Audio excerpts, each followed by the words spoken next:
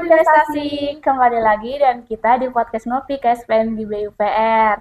Jadi di sini kita nih akan ngebahas tentang peluang karir yang menjanjikan di pasar modal Indonesia. Sebelumnya, kenalin aku Lesti, aku Caroline. Kita dari salah satu anggota Divisi Humas KSPM di BUPR. Oke, sebelum aku menjelaskan, di sini kami ngejelasin tentang peluang karir yang menjanjikan di pasar modal. Aku mau jelasin nih sedikit tentang pasar modal. Pasar modal adalah suatu aktivitas yang berhubungan dengan penawaran dalam perdagangan efek, di mana industri publik yang berkaitan dengan dampak yang diterbitkannya dan lembaga serta profesi yang berkaitan dengan efek. Pasar modal juga tempat di mana jual beli yang dilakukan, yaitu ada saham, obligasi, dan juga reksadana. Kemudian masih ada banyak lagi. Kemudian sebenarnya cara kerja di pasar modal itu gimana sih? Sebenarnya cara kerja di pasar modal itu juga cukup sederhana, di mana pasar modal itu tempat kita mempertemukan antara pemilik usaha dan juga investor. Tentu ini akan menjadi pertemuan yang sangat menguntungkan. Nantinya pemilik usaha akan bisa mengembangkan usahanya dengan baik. Selain itu, investor juga akan mendapatkan tambahan penghasilan dari pemilik usaha tersebut. Tentunya peluang karir ini menjadi salah satu menjadi rekomendasi untuk teman-teman dengan belajar pasar modal bisa menjadi rekomendasi untuk peluang karir teman-teman. Jadi di sini kami akan jelasin beberapa peluang karir yang bisa untuk teman-teman geluti dengan belajar pasar modal. Yang pertama itu ada riset analisis ini merupakan analisis pasar modal di mana memiliki peran penting. Salah satu tugas dari yang paling penting yaitu adalah seorang analisis untuk menganalisis kondisi fundamental, di mana suatu perusahaan tersebut yang terdaftar di Bursa Efek, dari analisis tersebut, analisis harus mengeluarkan rekomendasi juga untuk para investor, di mana untuk membeli ataupun menahan ataupun menjual saham-saham perusahaan tersebut. Nah, terus yang kedua ada investment banker, yaitu salah satu tugas dengan membantu sebuah perusahaan untuk mendapatkan pendanaan dari pihak luar nih. Tentu pendanaan ini bisa didapat dari berbagai sumber, tetapi untuk jenis paling umum pendanaan ini biasanya didapat dari capital market seperti membantu proses IPO. Private financing ya juga merupakan pekerjaan sebagai investment banking nih dalam mempertemukan pemodal dengan perusahaan untuk menginvestasikan atau masuk pada proyek tertentu. Namun investment banker bukan posisi yang bisa diantar sembarangan orang karena harus memiliki kompetisi yang khusus. Dan yang ketiga itu adalah fund manager. Fund manager adalah mereka tuh melakukan pengelolaan portofolio dengan baik saham, obligasi, instrumen pasar uang.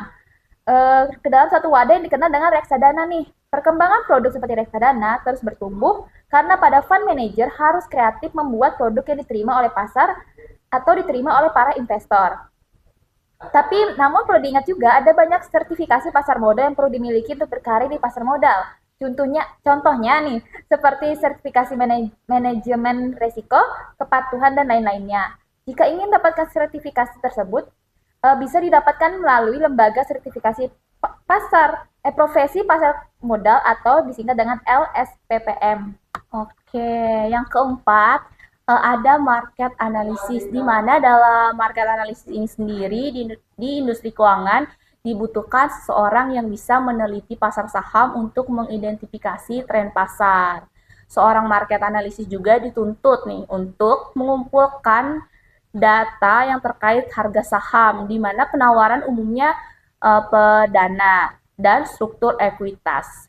Dalam pekerjaannya sendiri, market analisis ini menggunakan perangkat lunak, modelan keuangan, dan juga teknik lainnya untuk membuat proyeksi dan perkiraan tentang investasi. Market analisis ini juga dapat menggunakan informasi untuk menerbitkan artikel atau memberi saran kepada klien swasta tentang saham yang harus dibeli, di mana, kapan, dan harus untuk membeli atau menjual investasi tersebut. Kemudian peluang karir yang kelima yaitu ada portofolio manager. Dalam ini seorang portofolio manager dapat berinvestasi saham yang dibutuhkan dalam portofolio keuangan. Seorang portofolio manager itu juga dapat bertugas untuk mengawasi akun investasi keuangan, yang dimana untuk membantu klien menentukan investasi yang terbaik dan struktur akun untuk aset, di mana itu juga memberi saran nih untuk investasi serta menjual dan membeli saham. Portofolio manager ini juga dapat berkomunikasi dengan klien tentang tingkat resiko ideal untuk investasi. Kemudian mendistribusikan dana ke berbagai saham, obligasi, dan sekuritas lainnya. Kemudian berdasarkan permintaan juga, portofolio manager ini juga dapat menyiapkan laporan keuangan nih, di mana laporan tersebut dapat memberikan saran tentang cara meningkatkan laba investasi dan juga merupakan pekerjaan dari portofolio manager. Betul banget nih. Sekarang kita lanjut yang nomor 6, yaitu ada financial analyst. Financial analyst meninjau sejarah keuangan dan aset terkini suatu organisasi, sehingga dapat berbagi saran tentang bagaimana cara meningkatkan kesehatan dan kinerja keuangannya. Selain itu, seorang financial analyst juga berkomunikasi dengan kliennya nih tentang tujuan keuangan, mendiskusikan detailnya seperti sumber daya yang tersedia, dituntut untuk dan kewajiban keuangan saat ini. Jika ingin menjadi seorang finance analyst, harus dituntut nih untuk meninjau kondisi pasar untuk memberikan saran mengenai strategi investasi bagi para klien.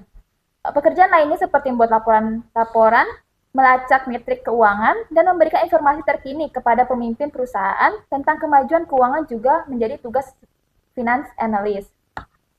Yang selanjutnya nomor 7 itu ada advisor. Advisor yaitu penasihat investasi nih yang berfokus membantu para klien membangun dan mengolah portofolio investasinya. Fokus utama para advisor ini adalah pada sekuritas keuangan, adalah saham, obligasi, dan reksadana. Seorang advisor menawarkan nasihat komprehensif tentang semua keuangan. Dan yang terakhir itu yang ke-8 itu ada economic consultant. Economic consultant itu biasanya berkolaborasi dengan organisasi untuk menyesuaikan dan meningkatkan strategi bisnis yang dimiliki berdasarkan data ekonomi. Seorang ekonomi konsultan melakukan penelitian untuk mempelajari perekonomian dan identifikasi pola pada data ekonomi yang mungkin mempengaruhi klien. Bila bekerja sebagai ekonomi konsultan, biasanya kita dituntut untuk dapat memberikan saran mengenai manajemen keuangan, pemrograman, penataan organisasi, staf produksi, dan topik lainnya untuk membantu bisnis berkembang dalam kondisi ekonomi yang berbeda. Nah, itu tadi ada beberapa penjelasan nih tentang peluang karir di pasar modal. Bagi teman-teman yang ingin belajar ataupun ingin berkarir di pasar modal, ada tuh yang tadi kami jelaskan, bisa menjadi rekomendasi lah buat teman-teman semua. Nah, itu tadi penjelasan tentang podcast Ngopi KSPMB UPR hari ini. Semoga apa yang dijelaskan dapat jadi ilmu yang bermanfaat bagi teman-teman semua. Sampai jumpa di podcast Ngopi selanjutnya. Bye-bye.